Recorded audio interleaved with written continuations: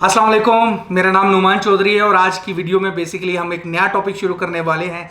ये है कैसे फॉरेक्स ब्रोकर बनाया जा सकता है। एक फॉरेक्स ब्रोकर बनाने के लिए क्या इंपॉर्टेंट रिक्वायरमेंट्स हैं, क्या क्या ज़रूरी चीज़ें हैं जो चाहिए, वो इस वीडियो में डिस्कस करेंगे। सबसे इंपॉर्टेंट चीज़ हम लोग जो डिस्कस करने वाले हैं कि वो ब्रोकर को चलाना कैसे है, क्या स्ट्रक्चर है, क्या इंपॉर्टेंट चीज़ें हैं।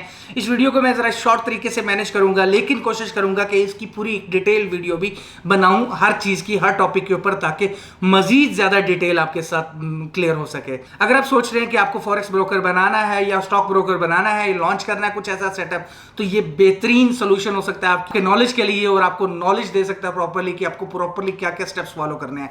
तो किसी भी ब्रोकर को रन करने के लिए सबसे पहले कुछ चीज़ें, इंपॉर्टेंट चीज़ें चाहिए। इस वीडियो में मैं वो चीज़ें एक्सप्लेन करूंगा, उसके बाद हम सीरीज के ऊपर जाएंगे जिसके अंदर एक एक चीज को प्रॉपर्ली एक्सप्लेन करेंगे। सबसे पहली जो चीज हमें चाहिए है वो है कि कंपनी की रजिस्ट्रेशन। कंपनी की रजिस्ट्रेशन बहुत इंपॉर्टेंट होती है। ये पहला आपका एक पॉइंट है जिसके अंदर आपने काम करना है। कंपनी रजिस्ट्रेशन बेसिकली इसके अंदर मुख्तलिफ किस्म की कंपनीज बनाते हैं। बेसिकली ये फाइनेंशियल सर्विसेज के अंदर आती है, तो थोड़ी सी टफ होती है। मोस्टली बहुत से कंट्रीज ऐसे हैं वो अलाउ नहीं करते, या अलाउ करते हैं तो उसके रेगुलेशंस या टर्म्स बहुत ज़्यादा स्ट्रिक्ट हैं। उनकी जो सिक्योरिटी एक्सचेंज कमीशन हैं या बाकी किस किस्म के अदारे हैं वो प्रॉपरली इजीली नहीं देते, उसके लिए बहुत बड़ा एक क्राइटेरिया है। लेकिन अगर आप उसको फॉलो नहीं करना चाहते तो उसके लिए ऑफशोर मेथड्स भी हैं। ऑफशोर मेथड में मुराद ये है कि आप ऐसे जगह पे कंपनी रजिस्ट्रेशन करा देते हैं जहां इजी होता है। नॉर्मली मैं इसको शॉर्ट रखते हुए अगर बात करूं तो सबसे पहले जो SVG, Saint Vincent and Grenadines जो है ना, बेसिकली ये बहुत कॉमन रहा है फॉरेक्स ब्रोकर के लिए।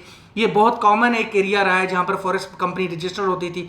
बहुत आसान भी था यहाँ पर रजिस्टर करना, बहुत इजीली हम लोग मैनेज कर लेते थे। कॉस्ट भी बहुत कम थी, तकरीबन $1500 गवर्नमेंट की फीस थी, और जो हम कंसल्टेंसी वगैरह प्रोवाइड करते थे जिसकी $1000 समथिंग, लोग हमसे लेकर $2500 से $3500 में भी ये सर्व कर रहे थे।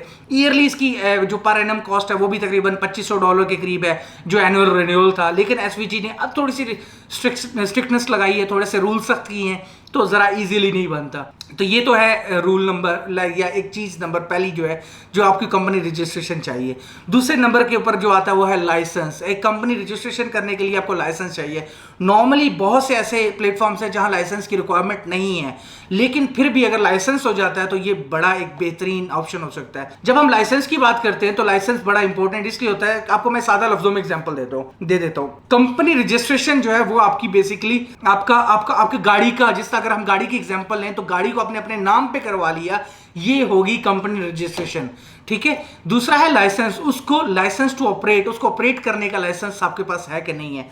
नॉर्मली जो भी जितने भी जनाब ना, अगर हम कंपनीज की बात करते हैं तो अगर हम गाड़ी की लाइसेंस के हिसाब से बात करें तो वो मैच करेगी कि आपके पास गाड़ी की मलकियत तो है, आप मालिक तो हैं, लेकिन गाड़ी चला तब तक नहीं सकते जब तक आपके पास लाइसेंस नहीं है। गाड़ी आपके नाम पर हो सकती है विदाउट लाइसेंस भी, लेकिन गाड़ी को चलाने के लिए आपको लाइसेंस चाहिए। रूल्स एंड रेगुलेशंस को फॉलो करना है, रोड्स के जितने भी रूल्स हैं उनको फॉलो करना है, ट्रैफिक के जितने भी वो टर्म्स हैं उनको फॉलो करना है। आपने सीखना है ड्राइविंग कैसे होती है, कैसे पूरा का पूरा ड्राइविंग की क्लासेस लेनी है। बहुत से कंट्रीज में, स्पेशली अगर दुबई की बात करूं तो यहाँ 40 क्लासेस 40 घंटों की लेनी पड़ती हैं, प्रैक्टिस देनी पड़ती है। उसके बाद भी काफ़ी टफ क्राइटेरिया है, तब जाके यू कैन मतलब drive your car on the main, मतलब किसी भी रोड के ऊपर। सो ये एक प्रोसीजर है। इसी तरीके से कंपनी को भी चलाने के लिए आपको लाइसेंस लाजमी चाहिए होता है। बहुत से ऐसे तरीके हैं जिनसे लाइसेंस के बगैर भी गुजारा हो सकता है, लेकिन लाइसेंस कॉस्ट काफ़ी ज़्यादा होती है। अगर हम बात करें मतलब किसी भी कंट्री की, अगर फॉर एग्जांपल साइप्रस की, तो साइप्रस में लाइसेंस लेने के लिए तकरीबन आपको $1.5 लाख की कैपिटल रखना पड़ता है। बाकी उसकी जो फीस है वो भी तकरीबन $1 लाख के करीब है ईयरली। बाकी उसकी मंथली फीस भी बनती है। इसी तरीके से आपको ऑफिस रखना पड़ेगा मॉरिशस, वहाँ पर तकरीबन $35-40 हज़ार में कंपनी रजिस्टर हो जाती है, और कुछ आपको कैपिटल रखना पड़ता है $50 हज़ार के करीब करीब। इसी तरीके से ये मेरे नंबर्स ऊपर नीचे हो सकते हैं, ये डिपेंड करता है। इसी तरीके से मतलब अगर हम बात करें मलेशिया में भी लाइसेंस ले सकते हैं, दुबई में भी लाइसेंस ले सकते हैं। दुबई के लाइसेंस की सेपरेट कॉस्ट है। इसी तरीके से आप पाकिस्तान में भी या इंडिया में भी लाइसेंस ले सकते हैं, ये डिपेंड करता है। So license is a different thing. Basically license के बगैर भी आप ब्रोकर स्टार्ट कर सकते हैं, लेकिन उसके बाद आपको एक वक्त आएगा जब आपको लाइसेंस जरूरी हो जाता है। सो ये पहली चीज जो आ जाती है वो है कि आपको कंपनी रजिस्ट्रेशन चाहिए।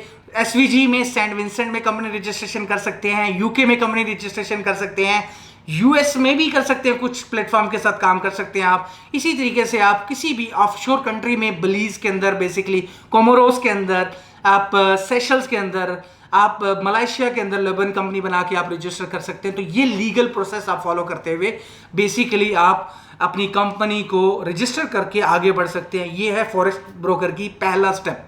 इसके ऊपर एक डिटेल वीडियो मैं बनाऊंगा जो कि इसी प्लेलिस्ट के अंदर होगी। होपफुली आप उसको वॉच करेंगे अगर आप इस पे मजीद इंटरेस्टेड है। तो सेकंड स्टेप के ऊपर बात करते हैं अभी, जो कि एक सेपरेट वो है हमारा कि कंपनी को बनाने के बाद नेक्स्ट क्या इंपॉर्टेंट चीज जरूरी होती है, वो है ट्रेडिंग प्लेटफॉर्म। लेकिन ट्रेडिंग प्लेटफॉर्म से पहले कुछ चीजें इंपॉर्टेंट बातें हैं, वो भी हम डिस्कस करेंगे नेक्स्ट वीडियो में। See you in the next video. मैं चाहता हूं कि पार्ट बाय पार्ट ये वीडियो बने ताकि ये बहुत ज़्यादा लंबी ना हो। अभी तक अगर आपको बेहतर नॉलेज मिला है तो इस वीडियो को लाइक कीजिएगा, शेयर कीजिएगा और सब्सक्राइब कीजिएगा इस चैनल को। होपफुली आपको बहुत ज़्यादा इंपॉर्टेंट नॉलेज मिलने वाला है यहाँ पर। मैं अपना एक्सपीरियंस 14 साल के इसमें शेयर करने वाला हूँ। See you in the next video, जिसमें हम लोग बात करेंगे कि कंपनी रजिस्टर होने के बाद और लाइसेंस मिलने के बाद आपको क्या इंपॉर्टेंट चीज़ चाहिए और क्या क्या अगले स्टेप्स होंगे। See you in the next video. Thank you.